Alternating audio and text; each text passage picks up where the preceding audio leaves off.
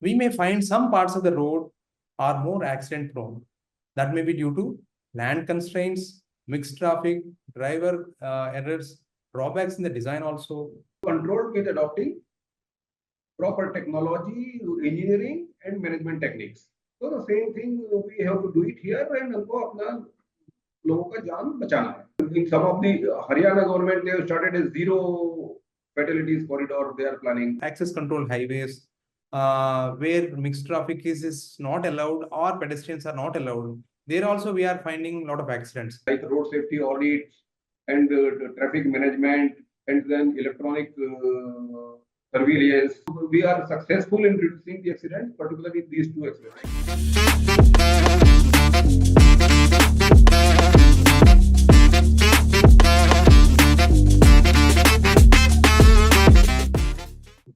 Many highways access control, as you said, they are built over the past three decades or so. So, what are the facilities, user facilities being provided in the road safety perspective? So, which would be useful for the users for their rescue as well as preventive side. Yes, so we in terms of road facilities, you have road signs and marking, rest areas, truck terminals. Because our cargo drivers, the truck drivers. Instead of stopping here and there, they have some truck laybys now, and then yes, so they have rest areas so that we can take rest and all. Yeah. Yes, at every national highway, every 40 kilometers, there is a provision for rest areas. On new highways, it is there. You can see. Yes. They can take proper rest and then they can go ahead, and they are advised this. Even every toll plaza also, the awareness camp is there. And during the road safety week, even they provide their health checkup also. Sometimes, because of the old drivers, their visibility also, their eye checkup, because, they are people, these drivers, they earn less. So even they don't go to doctors, they don't regularly check up their eyes. Very good. So even that facility is being provided so that instead of wasting their time on the rest areas or locations, they can get this checked or. Yes. And they are encouraged to take rest. Okay. Right. That's good piece of information. When we move forward, in India, roads are being built and maintained of late by government as well as private organizations. So major national highways and all. So if they are built, subsequently they are being given to the private organizations to maintain for 10 years, 15 years, 20 years, depending on the understanding or agreement between the authority and the developers. I think in abroad also, in other countries, developed countries also, you have the similar arrangement. But when how the enforcement of the rules and regulations or laws are effectively done in abroad, being that public-private partnership arrangement is there. So we are following the same in India. Still, the enforcement is not to that extent. So by which I suppose the accidents numbers are higher. So if you compare both cases, developed countries and India, maintain the roads maintained by both private developers. So what is the root cause in this? How do you address this? It is because of awareness and education. Engineering, enforcement, education, these three things. So, and there is no coordination between these agencies. Engineering is done by consultant, designers, contractors, and enforcement is done by the road transport agencies. Not transport agencies, they are responsible for providing checking the fitness of the vehicle and driving license providing, and then ultimately enforcement violation of traffic law has to be done by police. So there are these different agencies. The coordination is lacking in India right now, and then it is ultimately slowly it is coming up. Okay. It was lacking actually. I understand that new software has been developed because the developers, private developers, are these assets, road assets are having, as you said, advanced traffic management system, in which there is one element is that e-challan system. So these developers, they can't penalize or stop the users who are violating the road requirements or speed or whatever. So the e-challan system will be there. How can you explain that? How that works, and that will help us there. Nowadays what is happening is that there is a we call it command and control system.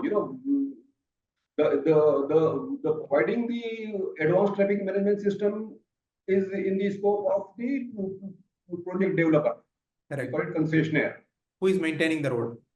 Who is maintaining the road? Correct. So they have got all over the now even we call it those at a specified location. They provide cameras, automatic. They can read even the night vision cameras, and which can read the number plate also.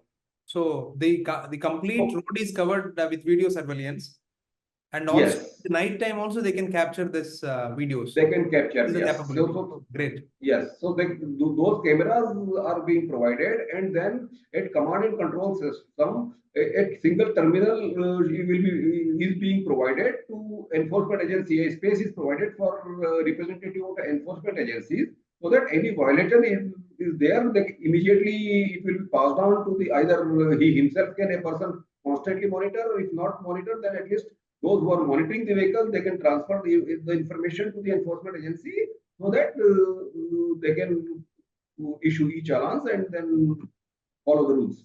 Okay. So these Penalize as per rules.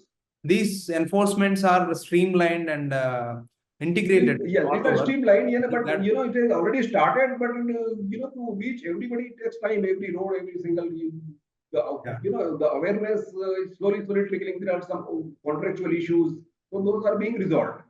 Yeah. So when there is the central government, national highways, central government body, and the states, the integration is probably required. And you said some places where the project road, like the roads are under the control of state government, the enforcement and the owner are same. So that's better. Can you give some more information about that? Yes, there are different categories of road, and you have got Ministry of Road Transport Highways, that is the supreme body maintaining the policies for road development and procedures. And then, being a federal structure, we got powers are distributed between the central government and state government. So, enforcement, police enforcement is the responsibility of the state governments. So, and then even road agencies also, we have got National Highway Authority of India maintaining the roads which are declared as which are national highways, developing national highways. Then we have got state highways. Then we have got district roads. Then we have got and roads are being dealt by state PWDs and also the rural road agencies. Okay. So there are many departments working for different categories of road development. So there is the coordination was lacking, and this coordination is now improving now. It's improving. It is improving, and then even the signs and marking also earlier the road safety engineering specifications are also revised recently.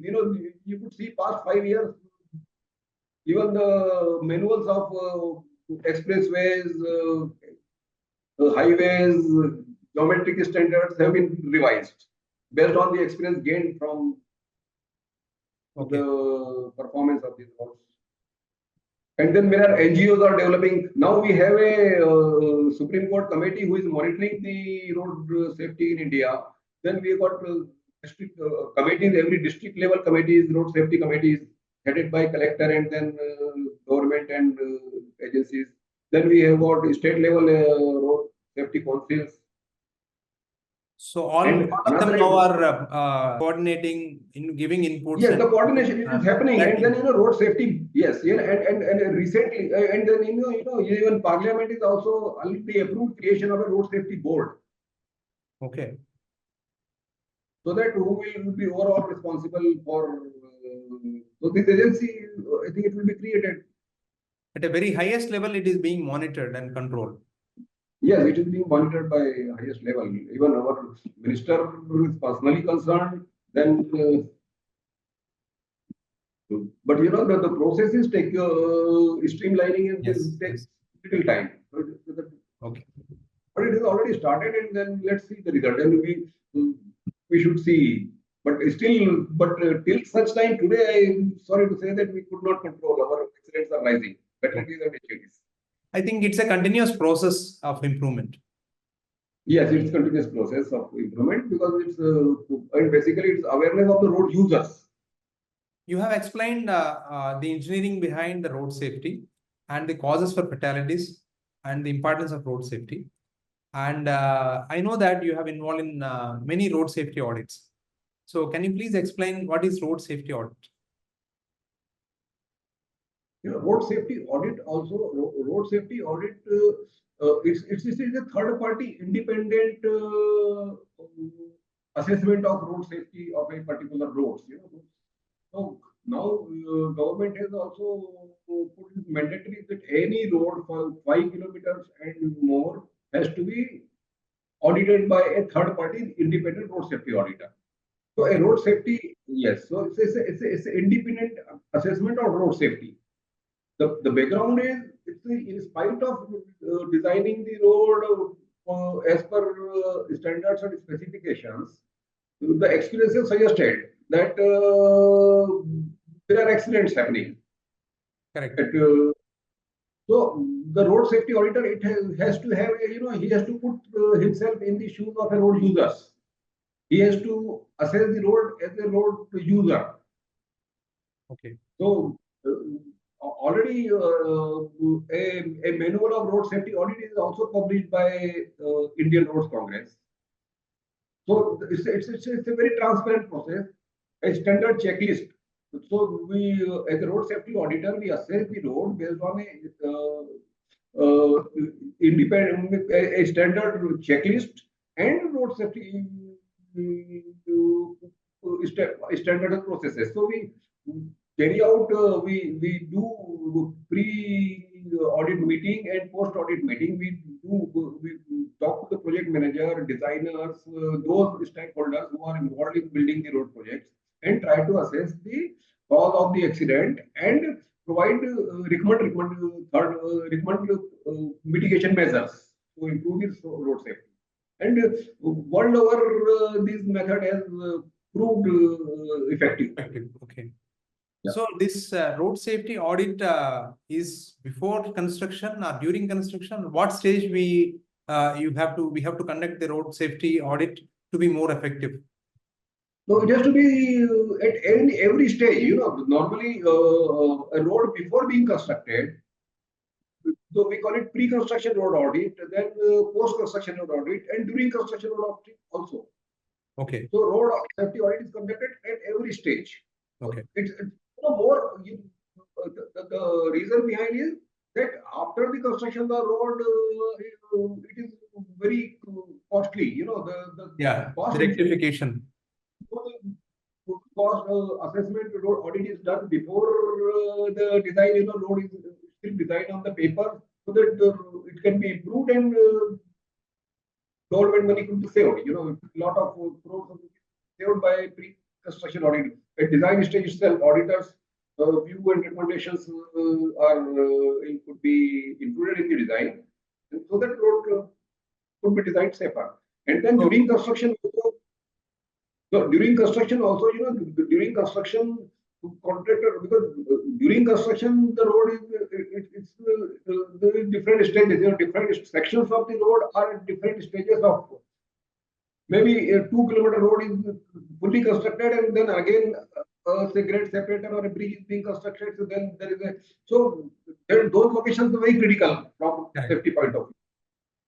So this road safety audit, you mentioned that it is pre-construction stage and construction stage and completion stage. So what I understand is that unless the road safety audit completes their work and gives a green signal, the commercial operation or toll operations of the highway would not be started. So how can you explain this process and the bearing on that? We have nowadays majority of highways are developed on a public-private partnership or toll roads. Right. So after the construction of the road, before the tolling is start. Right. So we call it pre-opening audit. So it is now mandatory that an independent road safety auditor conduct the audit so that he can assess and find out that all roads safety, furniture, signs, marking, everything is processed and the road users are properly warned of any junctions or speed limit signs, so that road Right. signs are properly installed, road marking is properly installed for night, and during night also proper safety measures are taken care of. So for that, this is a mandatory audit. The toll road cannot be started after the report is submitted by the road safety auditor and properly the road safety recommendations are implemented at site.